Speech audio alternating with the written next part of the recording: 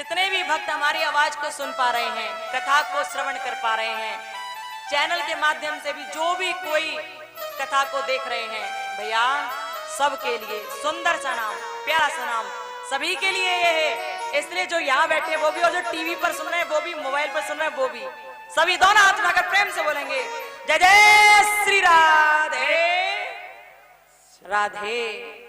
ये दोनों हाथ ना पूरे पूरे उठने हैं, पूरे पूरे, ठीक है, अधूरे नहीं, पूरे बोले तो पूरे। उठा के दिखाओ। अच्छा, राधे राधे कौन बोलेगा? हाथ तो उठ गए, बोलेगा कौन? अच्छा, आधे लोग, आधे भक्त जिनके हाथ नीचे हैं वो कहाँ आए हैं भैया? भागवत में आए हो कहीं और आए हो? यहां से वहां तक जितने भक्त बैठे हैं, उधर बड़े बुजुर्ग भी, वहां पर भी, और इधर जो बैठे हैं भैया आप भी स्पेशल नहीं हो, ठीक है? सबको हाथ उठाने, हम सबको हाथ उठाने हैं। जय जय श्री राधे राधे। ऐसे उठाया करो, जरूरी है हाथ उठाना। दुनिया के लिए हाथ उठाते रहते हो, दुनिया के लिए नाचते रहते हो, लेकिन जब वक्त आता भगवान के नाम में हाथ उठाने का, उनके नाम में नाचने का, तो पीछे खिंच जाते हो। दुनिया के लिए खर्च करते रहते हो, इसे दे दो, उसे दे दो, फलाना दे दो, उसको दे दो, लेकिन जब बात आती कथाओं की तो कैसे दे दें, कैसे कर दें? चला आ जाएगा जेब से निकल के। प्यारे, जहां लगाना चाहिए, जहां देना चाहिए, वहां हम देना नहीं चाहते, और जहां हाथ को रोकना चाहिए वहां हम हाथ खुले छोड़ देते हैं, वहां हम देते रहते हैं, देते रहते हैं। खैर, चलती रहेगी कथा ये भी। हम सभी चलते हैं श्री भागवत जी की कथाओं की ओर। आज श्री भागवत जी की कथा का कौन सा दिन है? कौन सा दिन? बड़े बुजुर्गों को याद है, भाइयों को याद है सबको? कौन सा दिन है आज? चौथा। तो कल तीसरे दिन की कथा हुई थी, और कल हमने आपको क्या सुनाया था? माता बताओ, क्या सुनाया था कल हमने आपको? बताएं। शर्माया ना करो, बताना मतलब बताना है, शर्माने से कम नहीं चलने वाला है। क्या हुआ था कल? हाँ, बड़े बुजुर्गों आप बताएं क्या हुआ था कल कथा में?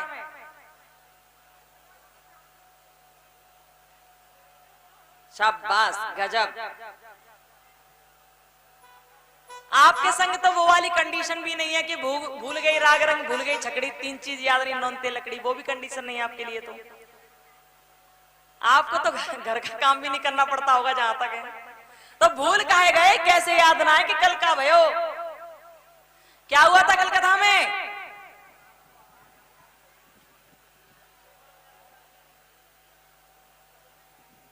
सुने हो ध्यान से? बोलो राधे।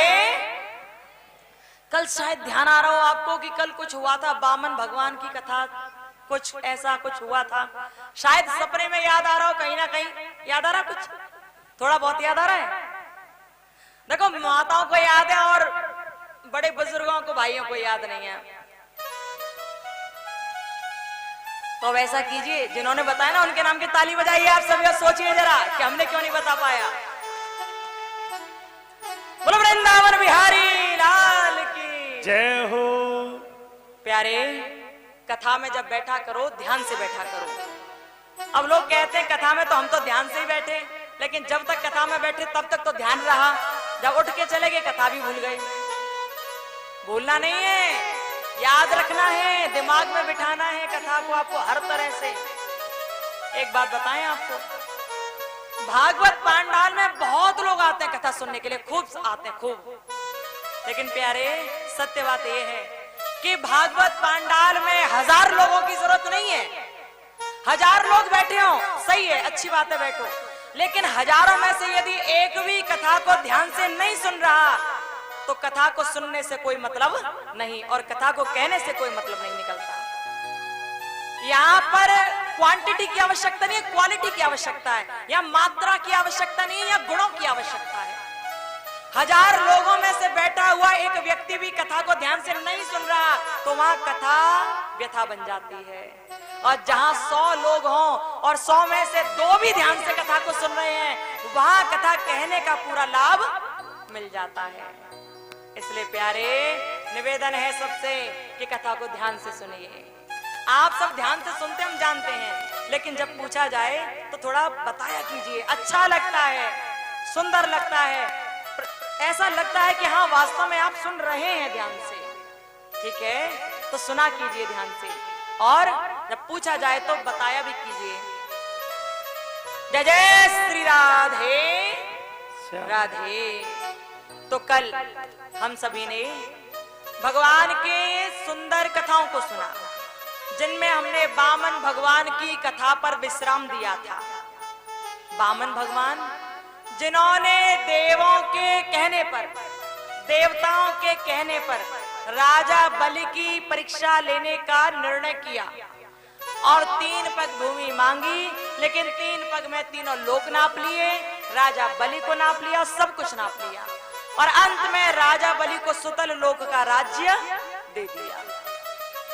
राजा बलि जब तक इस धराधाम पर रहा तब तक उन्होंने हर प्रकार का ऐश्वर्य भोगा, और वो राजा बलि इंद्रासन भी पा गया,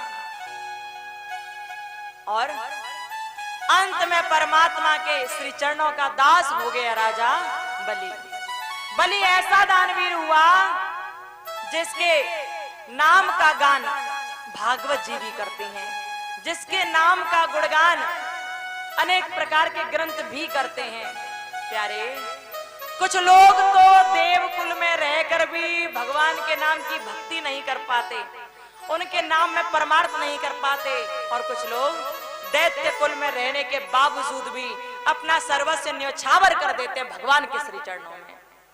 बलि की कथा हमें यही सिखाती है कि बलि राक्षस कुल में होते हुए भी, दानव कुल में होते हुए भी अपना सर्वस्व न्योछावर करने वाला एक दानवीर सिद्ध हुआ। हमें सीख लेनी चाहिए राजा बलि के चरित्र से। कथा के सुंदर श्रोतागणों, आप सभी ने इस प्रकार राजा बलि की प्यारी सी कथा सुनी। अब हम चलते हैं आगे की ओर। कथाएं तो बहुत सारी हैं और बहुत सुंदर सुंदर भी हैं, लेकिन चूंकि ये भागवत जी की कथा चल रही है, तो यहाँ पर आपको कुछ कथाओं को सूक्ष्म में और कुछ कथाओं को विस्तार से सुनाया जाएगा। हर कथा को विस्तार रूप दें ये संभव नहीं है, इसलिए कुछ कथाओं को आप सूक्ष्म में भी सुनेंगे और कुछ कथाओं का विस्तार रूप भी यहाँ पर देखेंगे। बोलो राधे राधे। बोले श्री भागवत भगवान की जय।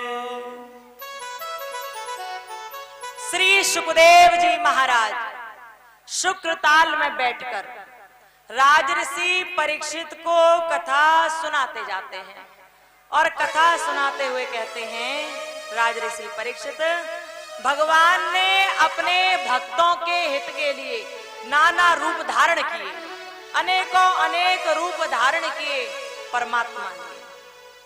जब जब वो देखते हैं कि मेरा भक्त परेशान है या मेरे भक्त को मेरी आवश्यकता है, तब तब भगवान अनेकों रूप रख रख कर वहां पर आते हैं और अपने भक्तों के हित के लिए कार्य करते हैं।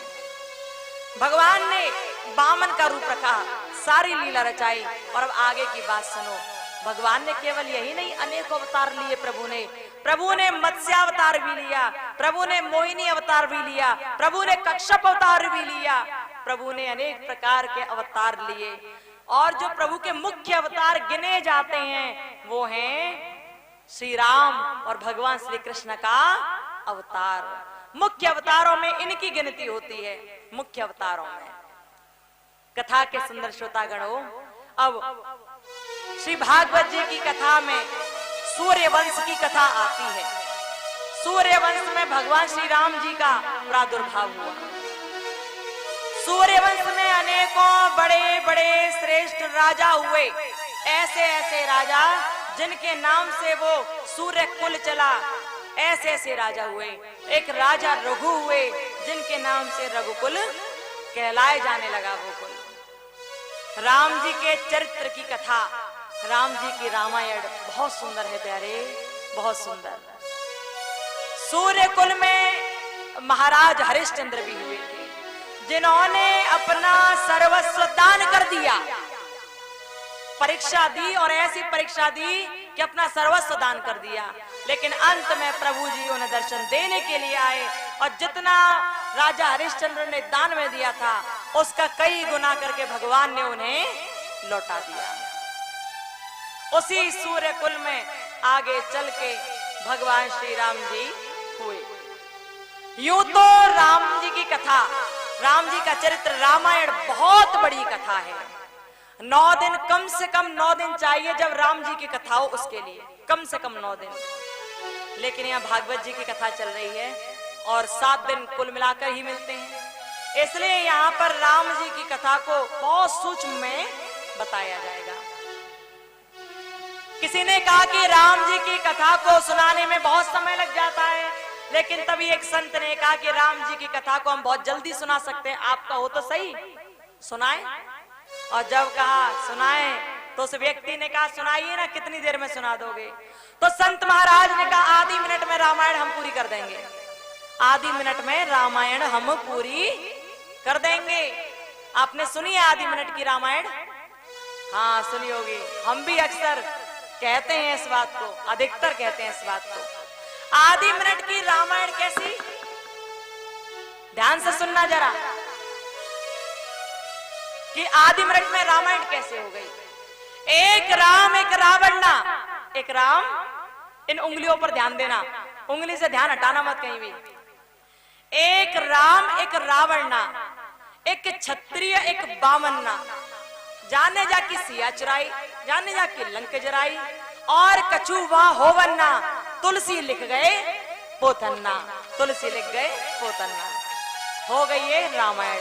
बोले रामचंद्र भगवान की जय हो। क्या कहा? एक राम एक रावण ना, एक राम जी थे और एक रावण था, एक क्षत्रिय एक बामन ना।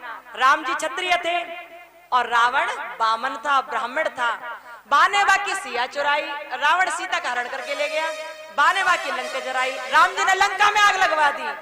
और कछु वहां हो बनना, और कुछ नहीं हुआ। इसी सारी बात को तुलसीदास बाबा अपनी पोथी में लिखकर चले गए और रामचरितमानस बता दी। इस तरह हो गई रामायण। आधी मिनट की रामायण है ये। जब समय बहुत नहीं मिलता तो आधी मिनट में रामायण सुना दी जाती है और विश्राम दे दिया जाता है। लेकिन यहाँ हम राम जी के स्वरूप को, राम जी की कथा को विस्तार रूप तो नहीं देंगे, पर एक श्लोकी रामायण में श्री राम जी के चरित्र को विश्राम देंगे। राम जी कौन? राम जी वही जो मंगल के भवन हैं और अमंगल का हरण करने वाले हैं। बहुत प्रसिद्ध, विश्व प्रसिद्ध चौपाई श्री रामचरितमानस की, और ये चौपाई हर व्यक्ति को याद होनी चाहिए, हर एक को याद होनी चाहिए, क्योंकि ये राम जी की रामायण का, राम जी के रामचरितमानस का संपुट कहलाता है। इसी में संपूर्ण कथाओं का फल मिल सकता है यदि कोई सच्चे मन से इस एक चौपाई को भी भज ले तो। जानते हैं ना आप सभी राम जी कैसे हैं? मंगल भवन अमंगल हारी, मंगल भवन अमंगल हारी। राम मंगल के भवन है और अमंगल का हरण करने वाले हैं।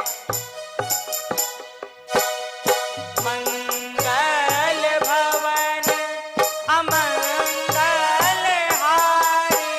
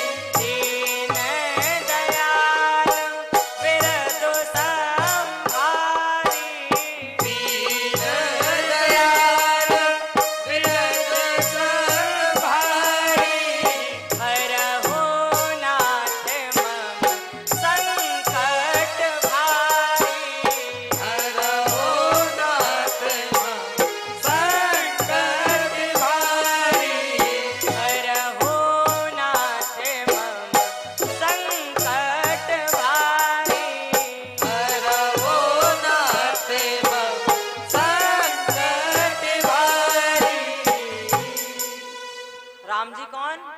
मंगल के भवन और अमंगल का हरण करने वाले राम जी ऐसे जो पूरी तरह से अपने माता पिता की आज्ञा का अनुसरण करने वाले हुए, ऐसे राम जी। उनके चरित्र की कथा श्री भागवत जी में आती है, राम जी की रामायण भागवत में आती है, लेकिन सूक्ष्म रूप में यहाँ पर बताई जा रही है। जब कभी श्री राम कथा आपके आसपास क्षेत्र में हो या फिर यही हो, तब आप राम जी की कथा को, श्री राम कथा को पूरे 9 दिन तक सुन पाओगे, पूरे 9 दिन तक उसका आनंद ले पाओगे। यहाँ तो हम श्री राम जी की कथा को एक श्लोक में ही विश्राम देंगे। एक श्लोक की रामायण कैसी है? एक श्लोक की रामायण।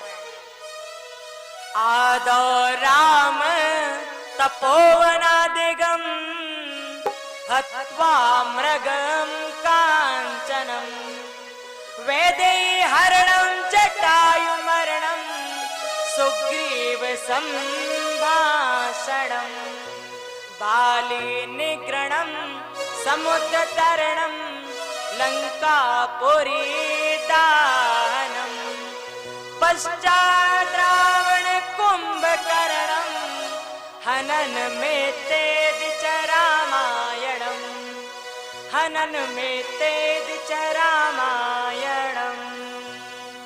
बोलिए राजा रामचंद्र भगवान की जय हो। बोलिए भक्त वत्सल भगवान की जय हो। राम जी की रामायण एक श्लोक में विश्राम दे दिया गया। आदौ राम तपोवनादिगम हत्वा मृगम कांचनम वैदेहरणं जटायुमरणं सुग्रीव संभाषणं बाली निग्रम समुद्र तरणम लंकापुरी दानम पश्चात रावण कुंभकर्णम हरण में तेज रामायणम। श्री रामचरितमानस का शुभारंभ किया गया और रामचरितमानस को विश्राम भी दे दिया गया। इस तरह आपने एक श्लोक की रामायण सुनी। बोलो रामचंद्र भगवान की जय हो। श्री सुखदेव जी महाराज राजऋषि परीक्षित को कथा सुनाते जाते हैं और परीक्षित राज को कथा सुनाते हुए कहते हैं, राजऋषि परीक्षित, बहुत सुंदर कथा है जो मैं तुम्हें सुना रहा हूं, सो तुम ध्यान से सुनते जाओ, क्योंकि कथा में बड़ा आनंद है। श्री भागवत जी की कथा चल रही है और जो 9वां स्कंद है ना, 9वें स्कंद में आधे श्लोकों में तो सूर्य वंश का वर्णन है और आधे श्लोकों में चंद्र वंश का वर्णन है। मैंने तुम्हें सूर्य वंश के बारे में बताया और अब मैं तुम्हें चंद्र वंश के बारे में बताता हूं, सो तुम ध्यान के साथ, लगन के साथ और प्रेम के साथ कथा का रसास्वादन करते ही जाना, क्योंकि अब जो कथा आने वाली है ना, वो भगवान श्री कृष्ण चंद्र से संबंधित है। सो तुम बड़ा सा मन रखकर ध्यान के साथ कथा को सुनना। जब ये बात कही तो ये सुनकर राजऋषि परीक्षित ने कहा, भगवान मैं तैयार हूं, आप मुझे सुनाइए। तभी इतने में ही सुखदेव जी महाराज ने कहा कि एक बार ऐसा हुआ चंद्रवंश में, वहां पर चंद्रवंश में भगवान कृष्ण का अवतार हुआ और कृष्ण भगवान ने बचपन में अनेक लीलाएं की। फिर लीलाओं को करने के बाद जब वो बड़े हुए तो उनका विवाह हो गया और विवाह होने के बाद फिर उन्होंने और लीलाएं की और अंत में फिर वो परमधाम प्रस्थान कर गए। और जैसे ही कहा तो इस बात को सुनकर राजऋषि परीक्षित ने कहा, भगवान इस तरह नहीं, मैं पूरी तरह से कथा को सुनना चाहता हूँ, सो आप मुझे सुनाएं। मैं कृष्ण भगवान की पूरी कथा सुनना चाहता हूँ, सो आप मुझे सुनाएं। अब सुखदेव जी महाराज मुस्कुरा कर बोले, राजऋषि परीक्षित, जब से कथा आरंभ हुई है तब से तुमने एक बार भी जल ग्रहण नहीं किया, थोड़ा जल तो पी लेते। परीक्षित राज ने हाथ जोड़े और कहा, भगवान मुझे ये कथा अमृत के समान लग रही है, मैं जल पी कर क्या करूंगा, भगवान आप मुझे कथा सुनाएं। मैं सुनने को पूरी तरह तैयार हूँ, मैं उत्सुक हूँ, मैं जिज्ञासु हूँ, मेरे मन में जिज्ञासा है कि मैं कृष्ण की अमृतमय कथाओं का रसास्वादन करूं। भगवान सुनाइए आप मुझे। और जब कहा तो सुखदेव जी महाराज भगवान के चरणों का ध्यान करके कहने लगे राज ऋषि परीक्षित से, परीक्षित सुनो। वर्णयामि महापुण्यम सर्व पाप हरम नृणाम्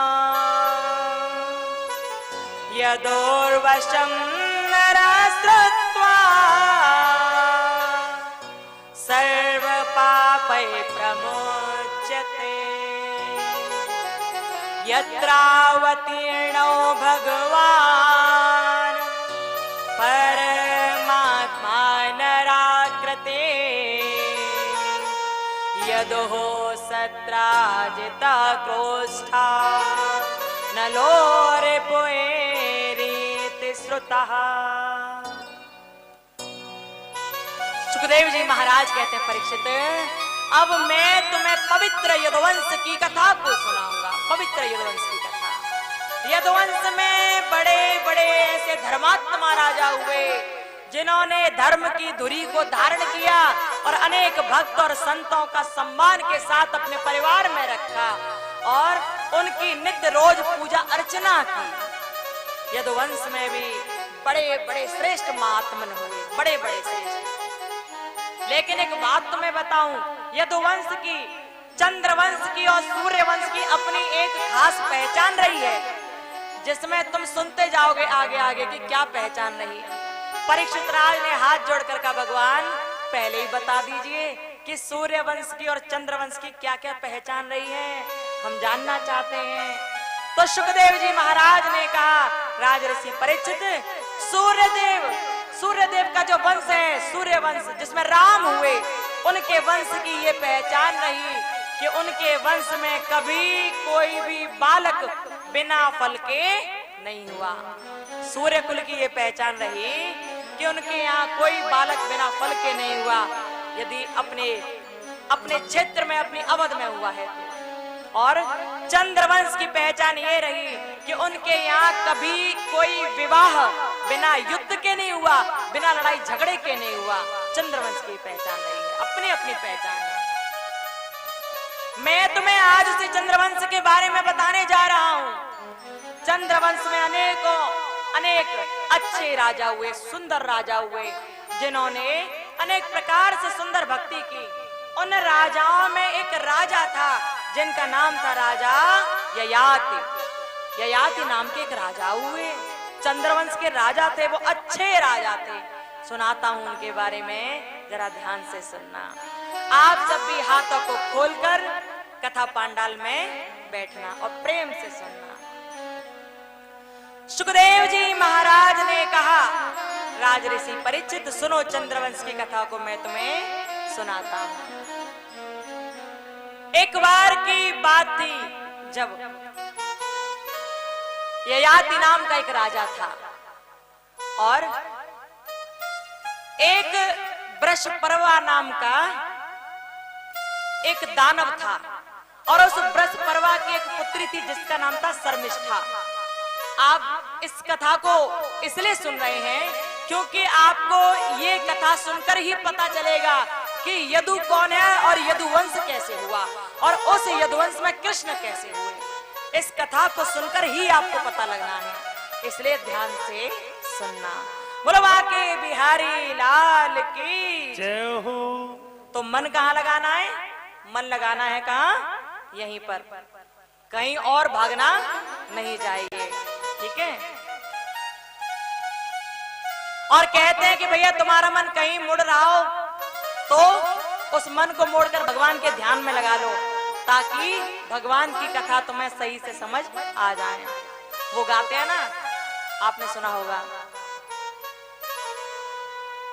धीरे धीरे मोड़ तू इस मन को, इस मन को तू, इस मन को, धीरे धीरे मोड़ तू इस मन को, इस मन को तू, इस मन को।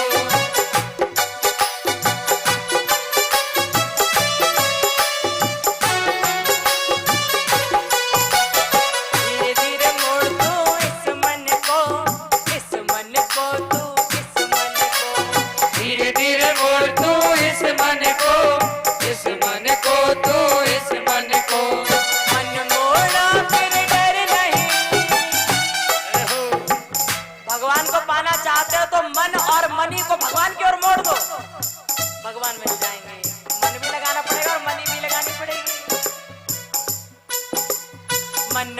जाना फिर डर नहीं, कोई दूर प्रभु का घर नहीं।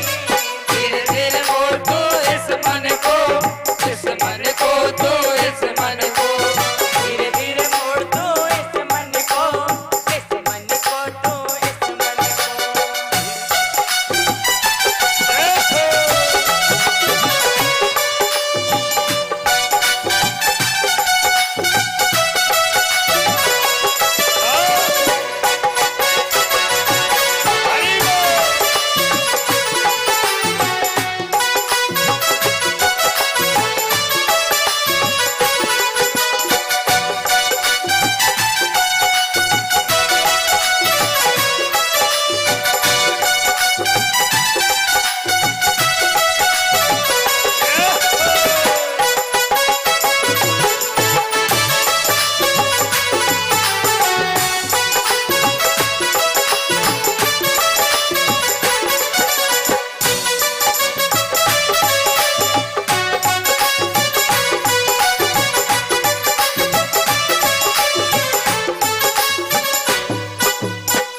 सबसे ज्यादा कठिन है तो क्या है?